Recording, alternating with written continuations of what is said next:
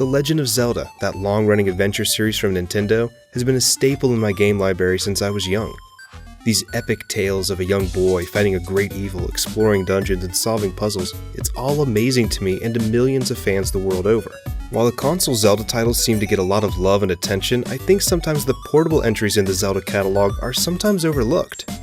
With the release of Link's Awakening on the original Game Boy in 1993, players were able to finally take the adventures of the green-clad hero with them everywhere thanks to the power of Nintendo's portable Game Brick. Link's Awakening was an excellent continuation of the Zelda formula. It was all the fun of A Link to the Past and then some, all in the palm of your hand. The game told the story of Link's journey to awaken the Windfish and escape from a dreamy island, but even touched on elements like dilemma and whether or not that was the right thing to do. After all, the people of the island would fade away should Link awaken the Windfish. It was a Zelda experience as good as it got at the time, released before games with a little bit more lore and meat to their plots were released. Oracle of Ages and Oracle of Seasons, both prequels to Link's Awakening, do the same thing with just a little bit more flair thanks to the Game Boy Color's improved hardware. The Oracle games task Link with traveling to the distant past to change things in the present, to manipulating seasons and stopping villains from controlling two different countries, and eventually stopping the revival of Ganon, the series' main recurring villain. These handheld titles, and their same universe prequel, A Link to the Past, pull off great stories and gameplay in worlds that do feel large and full of things to do, and that's all without taking the player out of the action for very long. Now, some of the console Zelda titles are fantastic due in part to their different kind of storytelling of the world that they can create. However, if someone talks to me about Zelda, my first thought is almost always going to go to these three handheld titles. But there is another Zelda handheld title that doesn't get the same kind of recognition or buzz that the Oracle titles or even Link's Awakening get, even though it's very similar in structure to those games. That game is The Legend of Zelda, the Minish Cap.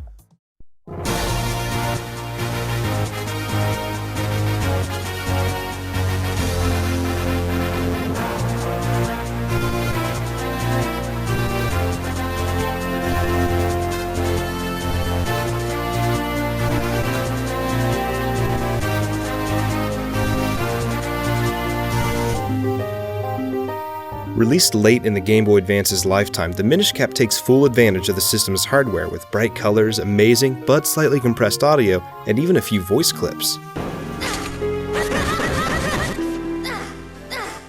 This was, in my mind, one of the last great GBA games, sending the system off in style, and giving owners of the new Nintendo DS a reason to enjoy that GBA slot in the new dual-screen handheld. Even though the Minish Cap kind of sends the Game Boy Advance off in good fashion, it's not a title that resonates with as many people as it probably could. The Minish Cap opens by telling the player a little backstory about the Picori, a race of thumb-sized imps who descended from the sky to give the hero of man a sword to combat the evil that plagued the land. That sword, once the evil was vanquished, was enshrined in the bound chest and considered a relic. After that brief opening, the game begins with Princess Zelda, in possibly her quickest appearance in the title since Zelda 2, visiting Link at his grandfather's house, asking to take him to the yearly Picori Festival. Link's grandpappy is the royal blacksmith and is forging a sword that is to be presented to the winner of a tournament taking place at the festival, and does task Link with the sword's delivery while he escorts Zelda around the festival. It's interesting to see a Zelda title where Link and the princess are already old friends. With the delivery in hand, Zelda and Link visit the bustling Picori Festival, held on the anniversary of the thumb-sized people's first visit to Hyrule. Today happens to be the 100th anniversary of when the door to the Picori world last opened, so this year's festival is especially active. You can walk around and talk to people and learn more about the festival itself, the Picori, and the legends that surround them, but Zelda is the only one who gets to play any games. She wins Link an embarrassingly small shield, and they head off to the castle afterwards. There's a business scrub blocking the road, and the game takes this opportunity to teach the player that the shield works like it does in every other Zelda game. Defends against projectiles like rocks and Deku Nuts. Link delivers the sword to the minister and is invited to watch the award ceremony begin, which is announced by the actual King of Hyrule. This is one of the cooler points about the Minish Cap. There's an actual real living monarch in Hyrule in this game. One of the few times in Hyrule history, I think. I love it. Anyway, the king calls forward the victor of the tournament to claim his prize, the new sword forged by Link's grandfather that Link has delivered, and the privilege to touch the sacred Picori blade that seals the bound chest we talked about earlier. Vaati, the young wind sorcerer who won the tournament, is not here for a petty sword. He wants something called the Light Force that he believes is stuck in the bound chest. While a little cartoony, it is interesting to see the soldiers of Hyrule made useless by Vaati's magic as he breaks the sacred blade and opens the chest, releasing the demons and monsters held inside. What he was looking for isn't to be found within the bound chest, and the sorcerer brushes Link aside and turns Zelda to stone before she could interfere anymore in his search for this light force. That's a pretty solid opening to the game. Not only did we see the villain easily defeat the soldiers of the kingdom, he curses Zelda and knocks Link out, releasing monsters and breaking his sword that the Kingdom of Hyrule considered to be a relic. That's a pretty devastating way to end the festival, and a great way to show all of that happening. The King of Hyrule tells Link and the soldiers of the Picori people on how they may be able to restore the sword that Vaati broke, which could break the curse on Zelda. The Picori, the king says, will only reveal themselves to children, and asks Link to seek out the tiny race of imps and ask for their help. Link takes his grandfather's sword and sets off for the Minish Woods. There, Link saves a talking hat named Eslo from Octoroks. He's also on a journey to break a curse of Vaati's, and after getting frustrated with hopping around, he leaps on Link's head and takes his place atop the blonde hero.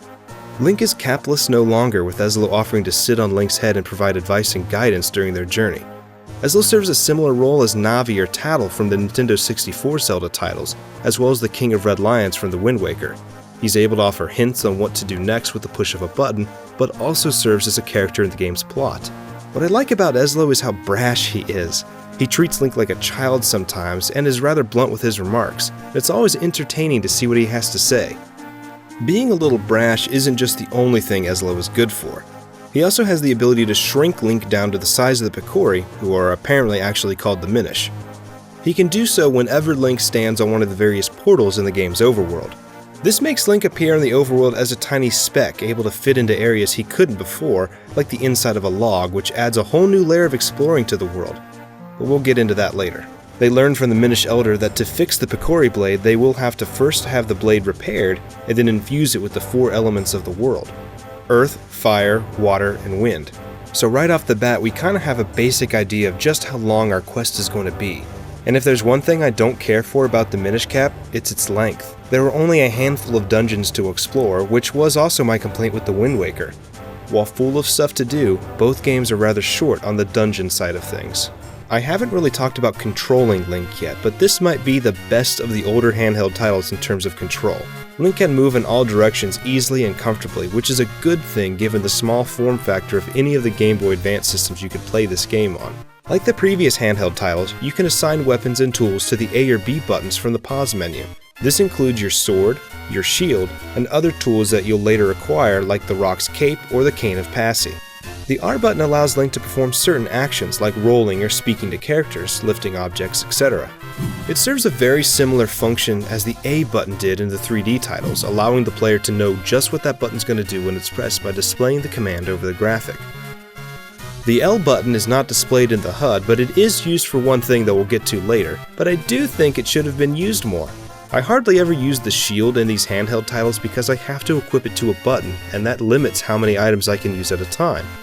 I think it would have been nice to either make the L button able to have an item assigned to it, or to make the button bring up Link's shield. That way the player can have access to it without going into the menu. Thankfully, switching items, like in all the previous handheld Zelda titles, is quick and easy to do, and it doesn't take the player out of the action for very long. Combat with enemies is fluid, and Link seems to have a broader reach with his sword than he did in games past, able to really help Hyrule mow down their lawns with greater efficiency now. Link can also perform special attacks learned from several swordsmen he'll meet throughout the course of his adventure. However, some of these skills require meeting certain conditions in the game, such as having a certain tool or having a certain amount of heart containers. Most of these are optional, but in order to make Link a one-man monster-killing machine, you're gonna want to seek out all these swordsmen. Dungeon exploration is also a feather in the Minish Cap because it's different than the standard Zelda affair in some cases. Take the first dungeon for example, Deepwood Shrine. Link needs to enter this dungeon at his Minish size and can stand on a lily pad and use the gust jar, found in this dungeon, to blow himself along a waterway. He can also run along the inside of a barrel, a common object in his normal form, to rotate it to gain access to different sections of the shrine. Some levels force you to shrink in order to sneak around and open up pathways for your larger form. Now that's not to say that every puzzle in the game operates on this big and small mechanic. Your traditional use the statue to hold down the switch puzzles, a staple in the Zelda universe, are still here.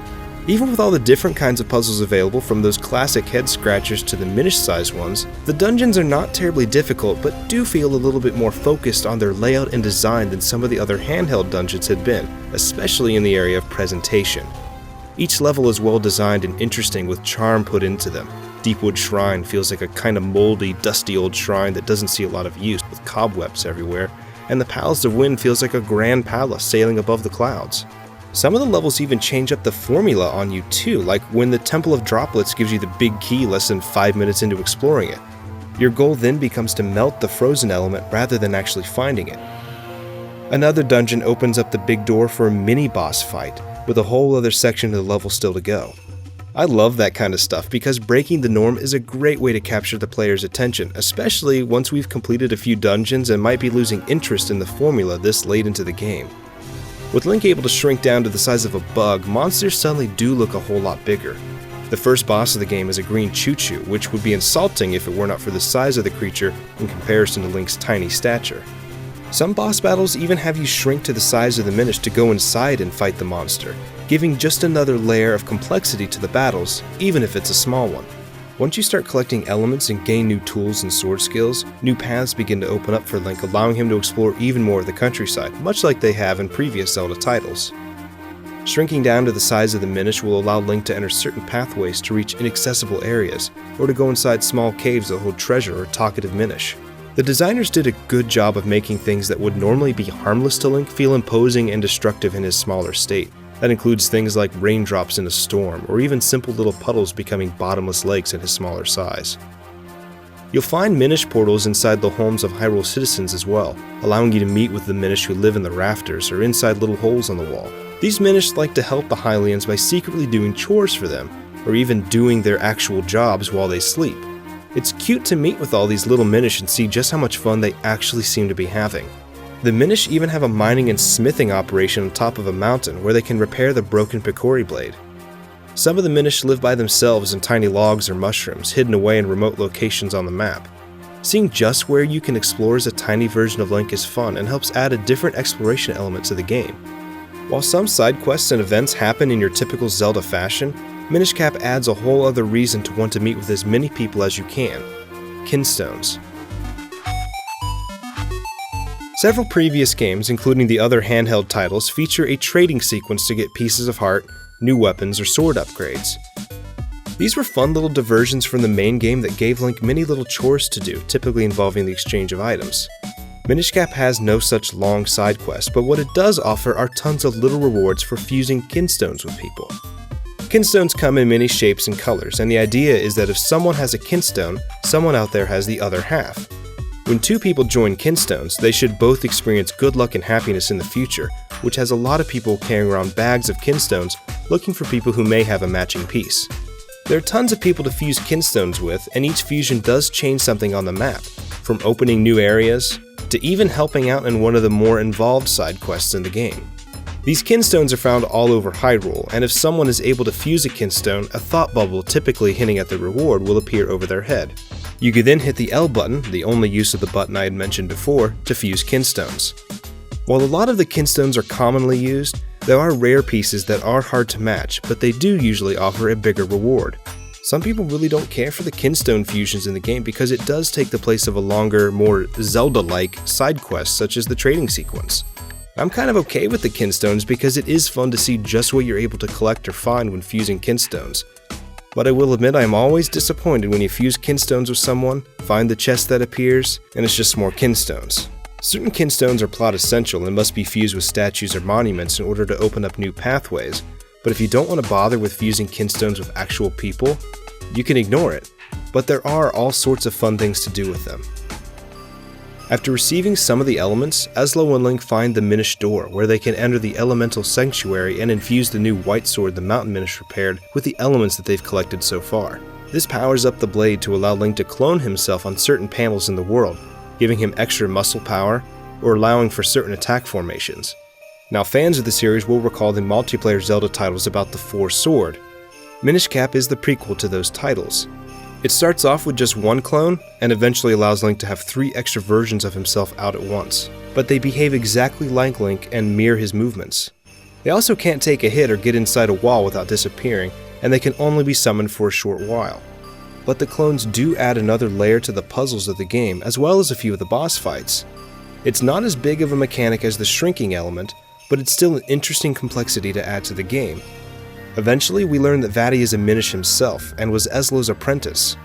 Eslo, who was a Minish sage, created a wish-granting cap that he had intended as a gift for the humans when the Minish door opened after its 100 years of being closed. Vaati, infatuated by the evil in the hearts of man, stole it and cursed Eslo to the form of a cap himself. Escaping to the human world through the open Minish door, Vaati began seeking the light force to fuel his desire for unlimited power. In this game, Vaati comes just about as close to his goals as Ganon ever has, all without the need of a Triforce of any kind. Vaati goes so far as to take over Hyrule Castle and turn the soldiers to stone, and even comes very close to sucking the power right out of Zelda's body. Vaati actually feels like a pretty legitimate threat in this game, and your final bout with him is long and challenging and really puts your skills with your tools, cloning, and even shrinking to the test. The Minish Cap story is simple yet engaging, partially due to the fact that we see all the action unfold right in front of us, very similar in effect to the Oracle titles, and it doesn't take us out of the gameplay for very long when it does. It keeps the plot moving without actually making anything feel rushed. Splitting up to combat bosses and solve puzzles is a fun mechanic, but it can sometimes feel a little frustrating since the clones can't survive a single attack. While the game does serve as the beginning of the Four Swords series of games, Minish Cap is a single-player experience and doesn't rely too heavily on the cloning of Link, and that is something I can appreciate. The selling point of this game is definitely the ability to shrink and get to places Link could never access on his own, and Minish Cap provides you with dozens of locations to do so. Presentation-wise, Minish Cap fires on all cylinders. The game uses assets from the original Four Swords game included on the GBA port of A Link to the Past, and character designs from Wind Waker, which was very new at the time. It all looks great, and the environments are all laid out in a very similar way to the Oracle titles and a little bit like A Link to the Past. There's no real big empty fields to go through, but you do need certain items and tools in order to make any significant progress in each new area. The map can seem a little small, but each area is packed to capacity with enemies, treasure, and little puzzles. While warping around is nice, it's fun to go back through areas you've passed by before, especially if a kinstone has opened up something new in that area, or just to see if you might have missed anything. The music in the Minish Cap is also very good, if not a touch compressed sounding. Several songs are familiar to old Zelda favorites, including the Hyrule Castle theme. My personal favorite song is used in the Royal Crypt mini-dungeon, which uses a remixed version of the NES Original's dungeon theme, one of my personal favorites from the entire catalog of the music of the series.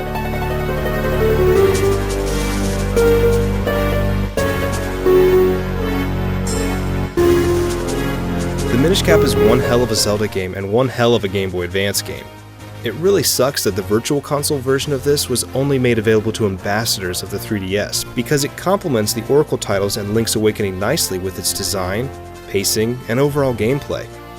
The Minish Cap does just enough new things to make exploring Hyrule fun and exciting, from shrinking down to Minish size, using fun new tools to explore, and meeting fun characters to fuse kinstones with and earn rewards. If the Minish Cap is a Zelda title you've either overlooked or missed altogether, you really do owe it to yourself to check it out and give it a run.